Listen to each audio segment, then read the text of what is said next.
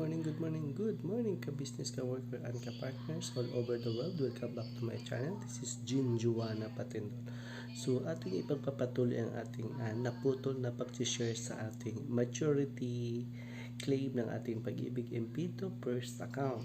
So, sinishare po natin ang prorated calculation base sa ating karanasan, base sa ating journey ng ating MP2. So, dito dahil nga magmamature tayo, so nag-open po tayo ng ating MP2 account October 2019. So magmamature po siya ng October 2024. So ibig sabihin, ang 2019 na ating inopen is October, magtatapos po siya ng October 2024. So dito pa lang atin siya masusundan na kung yung nakikita ang ating mga posting ng ating contribution. So nagtama naman po. So yung ating paglalagay ng ating calculation, so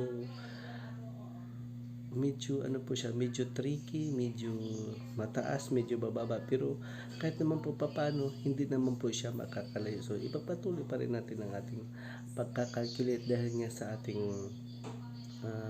journey sa ating pag-iipon. So kung bago pa po kayo sa aking channel, paki-follow, paki-like, paki-share. Don't forget to click the notification para mas magiging updated po kayo sa ating pag-iipon ng ating Pag-ibig MP2 savings program ng ating journey.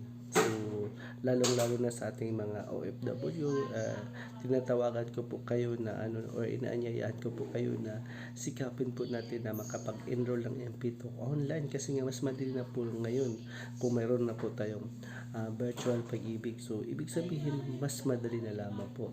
So kung nyo pong napapansin, nakapokus po dyan yung ating initial investment, yield, at saka yung kabuang hulog natin, kung nakailang hulog tayo, at saka ilang accumulated na po yung ating nahuhulog sa loob ng 5 taon ng ating journey. So dito naman, kung yung napapansin, ang month of October is naka-highlight siya kasi nga dyan po magmamature. So kahit anong taon po tayo nagbubukas, magmamatter po siya kung kailan po siya exact na magmamature.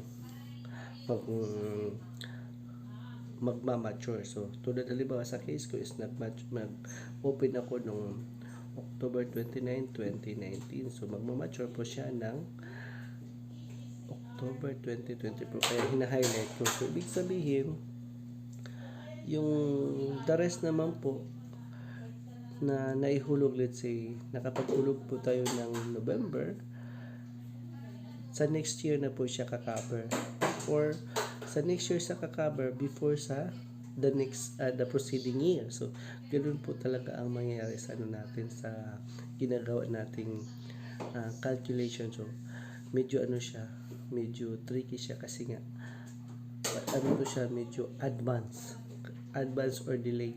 Kasi halimbawa tulad ng paghuhulog natin ng 2019 October, tapos 2 months na lang ang remaining. So ibig sabihin, magka-cover ang calculation niya sa October 2019 hanggang October let's say September 2020. So yun po, or October 2020. So yun po makakonsider ng 1 year. So the next naman is kung lampas na po tayo, so magsusunod naman siya sa 2020. So medyo tricky po. So kinukuha ko lang siya base doon sa every year na dividend rate. So sa aking calculation naman, nakabuang calculation, medyo disclaimer lamang po so baka naman magtatanong sila na bakit ganun kalaki ang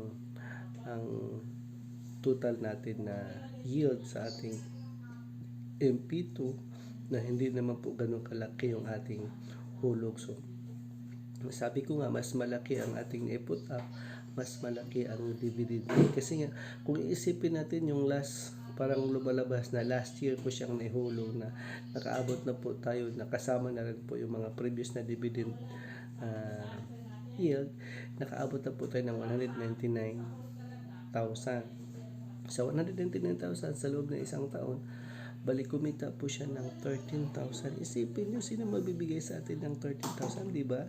Malaking tulong yun, malaking bagay yun. So, lalo na sa akin na nakapokus muna ako ngayon sa ating pag-iipon. So, halimbawa, nakapagbukas na rin po ako ng ating SSS West Plus. Online lang din. So, ngayon, nakapaghulog na ko. So, nakadalawang hulog na ako. So, ibig sabihin, 10,000 pa yung aking nahulugan kasi bawat hulog ko is 5,000. So, sa ngayon, dahil dito muna tayo, ipapakita ko po sa inyo kapag halimbawa kailangan ko talagang i-withdraw ang aking pag-iipon dahil nga balak ko na magsimula sa ating business empowered consumerism.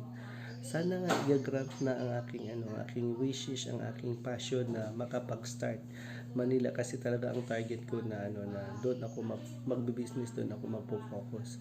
So bakit ko gawing rat race ang ating So for the meantime, ito muna talaga ang aking priority, ang aking focus dahil nga taong bahay po tayo ngayon.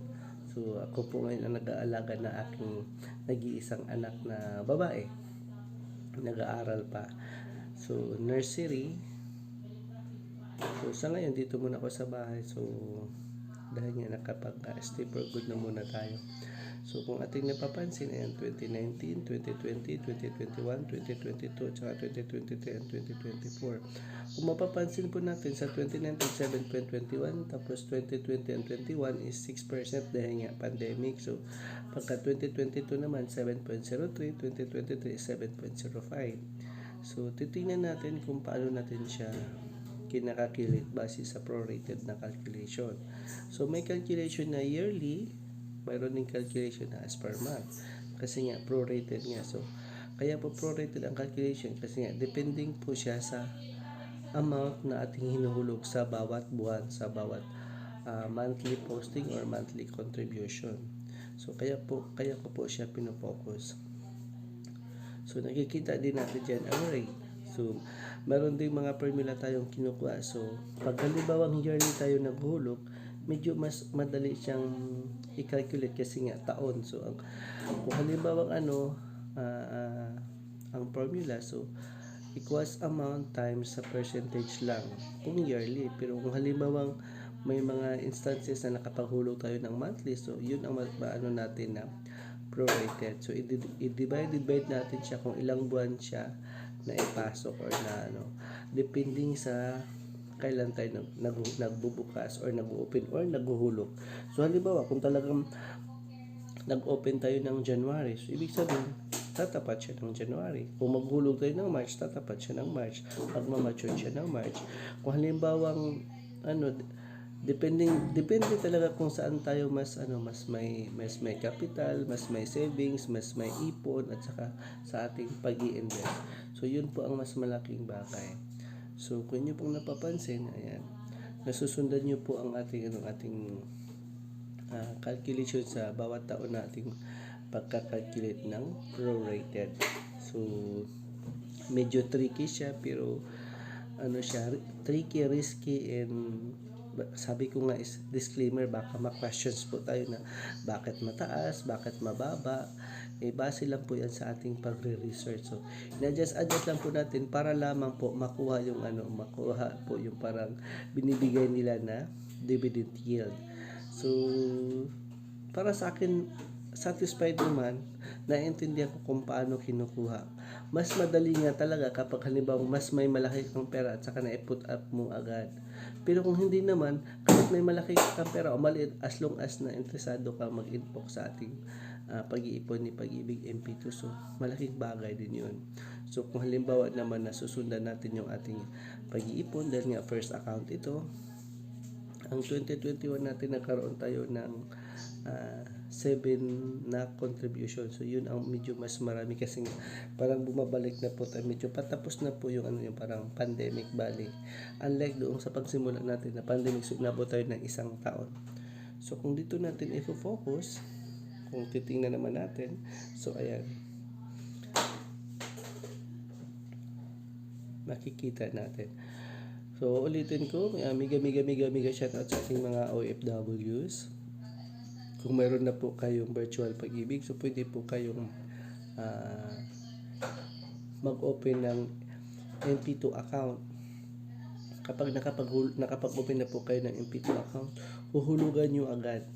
Sana po ma-share ko po sa inyo kung paano po maghulog doon sa ating through GCash. So hindi pa kasi ako hindi pa ako nakapag-GCash. Ang nangyari sa akin, nakapag-GCash ako sa aking online, sa aking SSS West Plus. So yun. Tapos kung kailangan natin mag-online ng ating SSS West Plus, kailangan natin mag-generate ng PRN.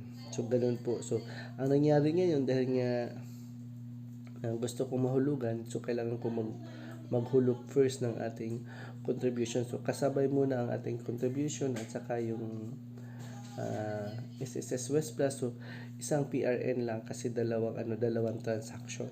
So focus muna tayo dito, balik muna tayo dito sa ating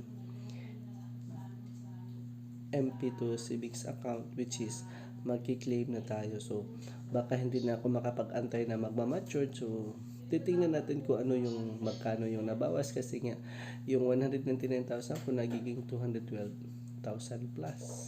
So titingnan natin kung magkano yung ibabawas nila, kasi nasa last sa last year na po tayo. Kung halimbawa hindi natin maabot yung sinasabing maturity.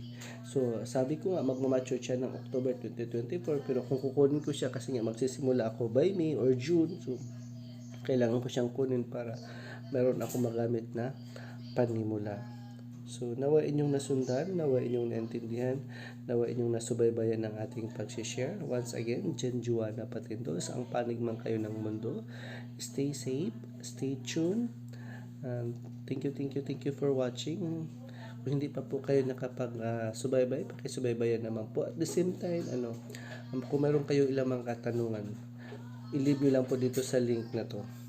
Once again, God bless and thank you for watching. Bye-bye. See you next time.